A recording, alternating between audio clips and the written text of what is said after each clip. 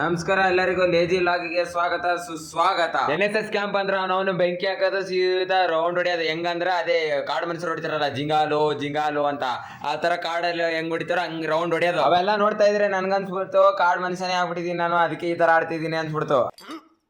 ಅದಾದ್ಮೇಲೆ ಜಿಂಗಾಲು ಅಂತ ಸಾಂಗ್ ಆಡ್ಕೊಂಡು ಡ್ಯಾನ್ಸ್ ಆಡ್ಕೊಂಡಿದ್ವಿ. ಆಮೇಲೆ ಒಣಗಿ ಹಿಂಗಂದೆ ಬೆಳಗ್ಗೆ ಬಂದ್ಬಿಟ್ರಿ. ಇನ್ನೊಂದ್ಸಲ ಒನ್ ಮಾಡು. ಒಂಥರ ಬಂದ್ರಿ, ನಿಜ ಒಂಥರ ಬಂದ್ರಿ.